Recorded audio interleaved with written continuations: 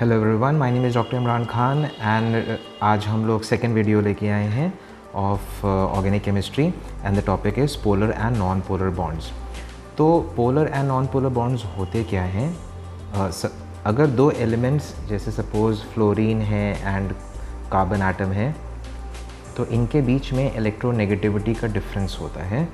तो इलेक्ट्रोनेगेटिविटी सबसे पहले समझ लीजिए क्या होता है। Obviously this you have studied in periodic classification वाले चैप्टर में आपने पढ़ा होगा इसको। तो इलेक्ट्रोनेगेटिविटी का मतलब होता है इट इज़ अ मेजर, यहाँ पर देखिए, it is a major of the power of an element to attract electrons from the shared covalent bond. तो फ्लोरीन बहुत ज़्यादा इलेक्ट्रोनेगेटिव होता है, तो वो करेगा क्या, ये जो शेयर्ड इलेक्ट्रॉन्स आप यहाँ पर देख रहे हो ना, तो उनको अपने तरफ थोड़ा सा अट्रैक्ट कर लेगा। तो ये जो इलेक्ट्रॉन्स हैं वो बीचों बीच में ना होने के बजाय वो दरअसल थोड़े से फ्लोरीन की तरफ शिफ्ट हो जाते हैं, ये जो शेयर्ड इलेक्ट्रॉन्स हैं। तो इसके वजह से फ्लोरीन के ऊपर नेगेटिव चार्ज या पार्शियल नेगेटिव चार्ज क्रिएट हो जाता है। अगर बॉन्ड टूट जाएगा तो पूरा पूरा नेगेटिव चार्ज क्रिएट हो जाएगा। And on the contrary carbon के ऊपर पार्शियल पॉजिटिव चार्ज क्रिएट हो जाता है। तो अब इससे फ़ायदा क्या हुआ?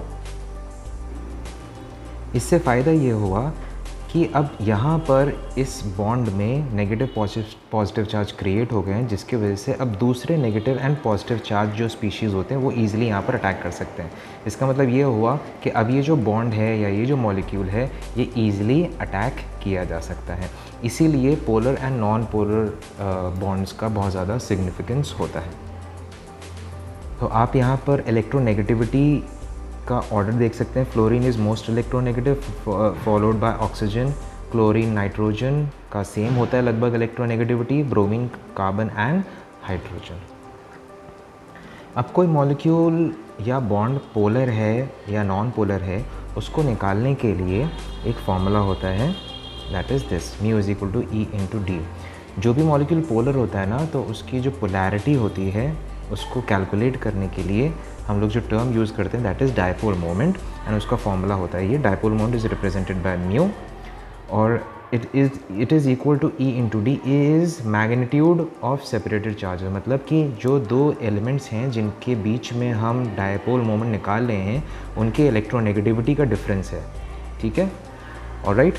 And d is the distance between the centre of the charges. तो इस फॉर्मूले से आप कैलकुलेट कर सकते हैं the dipole moment of a particular bond, ठीक है। फिर इसी को यूज़ करके आप पूरे मॉलिक्यूल का डायपोल मोमेंट कैलकुलेट कर सकते हैं, वो हम लोग अभी थोड़ी देर में देखेंगे।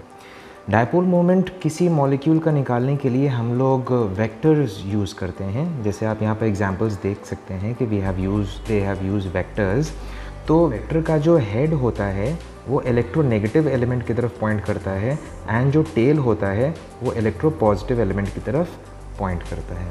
जैसे आप यहाँ पर एग्जांपल्स में देख सकते हैं, यहाँ पर नाइट्रोजन एंड हाइड्रोजन, ये वाला देखिए, नाइट्रोजन एंड हाइड्रोजन के बीच में obviously nitrogen is more electronegative. तो ये जो वेक्टर है हाइड्रोजन की तरफ उसका टेल है एंड नाइट्रोजन की तरफ उसका हेड है, ठीक है।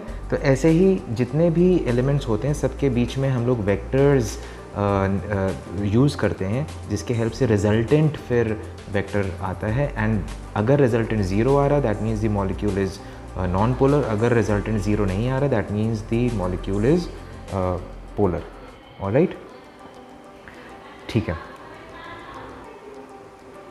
कुछ एग्जाम्पल्स हम लोग देख लेते हैं, how to calculate, how to predict whether the molecule is polar or non polar with the help of vectors. जैसे कि आपने अभी एग्जांपल देखा था, H2O मॉलिक्यूल था या NH3 मॉलिक्यूल था। तो इनके लिए ऑब्वियसली आपको शेप इनका पता होना बहुत ज़रूरी है। तो out of nitrogen and hydrogen यहाँ पर जो हेड होगा that will point towards nitrogen, alright. तो तीन यहाँ पर, इन तीनों का रिजल्टेंट ऑब्वियसली ऊपर की तरफ आया। देन यहाँ पर नाइट्रोजन एंड लोन पेयर आपको दिख रहा है, इनके बीच में जो वेक्टर आएगा वो भी ऊपर की तरफ पॉइंट करेगा। अब आपको इससे मतलब है, इस वाले से मतलब है एंड इस वाले से मतलब है, बिकॉज ये वाला जो था ये तो इन तीनों का रिजल्टेंट था, एंड ये जो है ये नाइट्रोजन एंड लोन पेयर के बीच में। अभी देखिए दोनों सेम तरफ पॉइंट कर रहे हैं, तो रिजल्टेंट वेक्टर इनका जो आएगा वो काफ़ी लंबा आएगा, बड़ा वैल्यू मैग्नीट्यूड होगा। तो हेंस ये बोल सकते हैं that the dipole moment is not equal to zero, hence the molecule is polar, ठीक है। नेक्स्ट एग्जाम्पल ये देखिए, CH Cl3 का है, कार्बन एंड क्लोरीन में क्लोरीन इज़ मोर इलेक्ट्रोनेगेटिव, तो तीनों वेक्टर्स नीचे की तरफ पॉइंट करेंगे, इनका रिजल्टेंट नीचे की तरफ आएगा। ये फिज़िक्स में आप पढ़ सकते हैं, वेक्टर एडिशन, पैरेललोग्राम जो थ्योरम होता है वेक्टर्स का, ये सारी चीज़ आप पढ़ सकते हैं। कार्बन हाइड्रोजन में इतना ज़्यादा इलेक्ट्रोनेगेटिविटी डिफरेंस नहीं होता है, तो रिजल्टेंट नीचे की तरफ आया, hence the molecule is polar, 0। ठीक है, next molecule is carbon tetrachloride. अब इधर ये देखिए रिजल्टेंट नीचे की तरफ, इन तीनों का रिजल्टेंट नीचे की तरफ, एक ऊपर भी जा रहा है। ऑलराइट, तो ये इन दोनों, अब आपको इन दोनों से मतलब है, ये इक्वल एंड ऑपोजिट होंगे, तो dipole moment comes out to be 0, hence the molecule is non polar.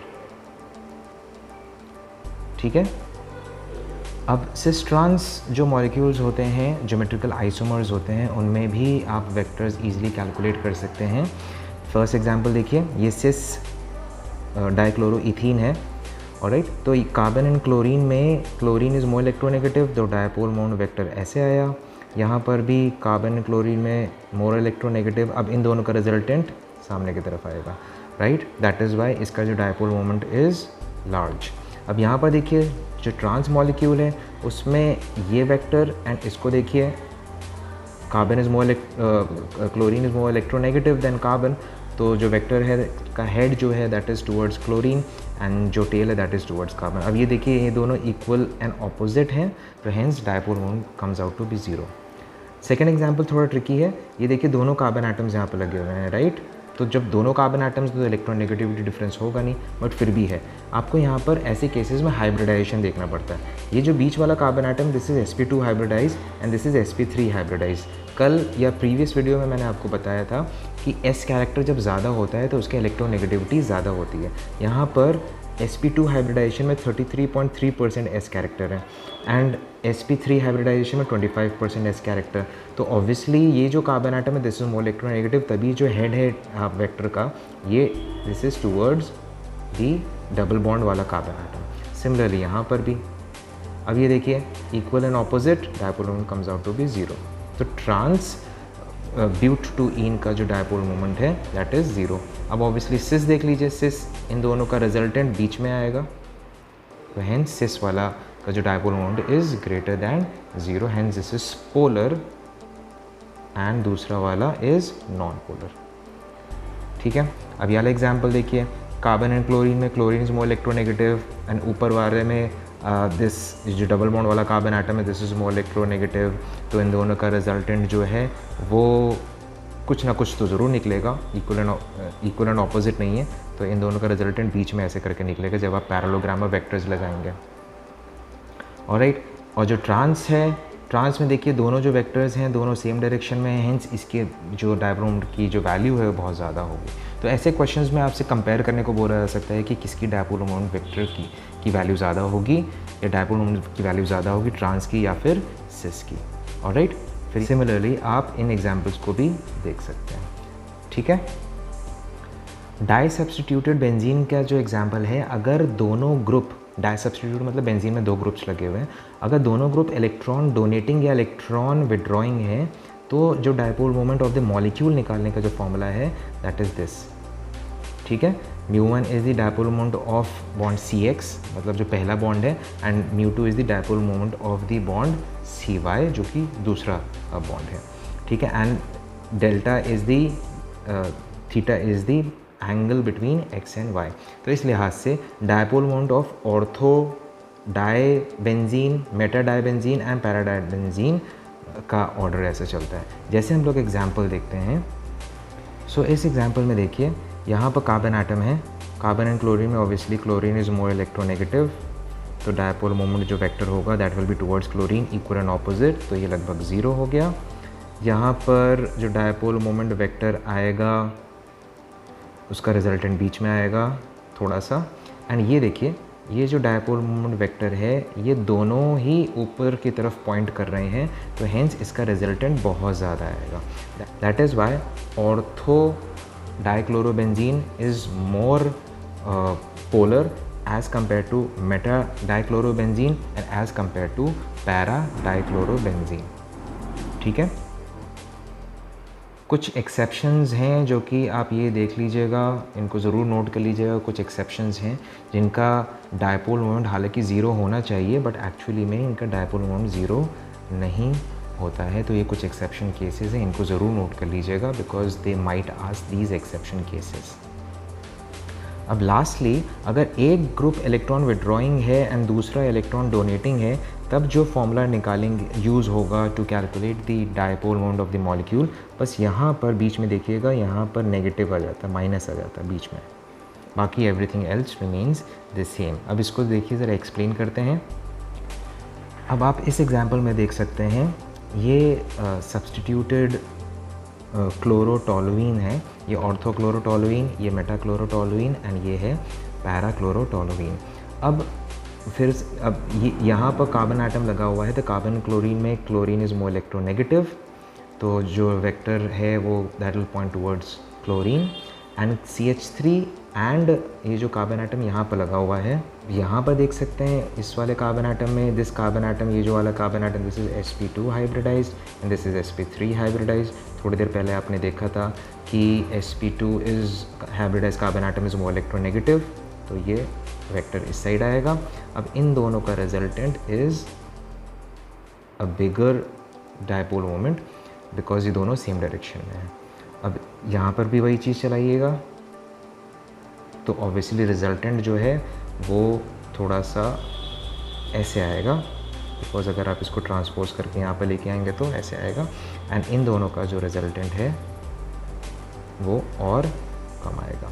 तो इस लिहाज से जो पैरा आइसोमर है उसका डायपोल मोमेंट सबसे ज़्यादा होगा, followed by Meta and followed by ortho.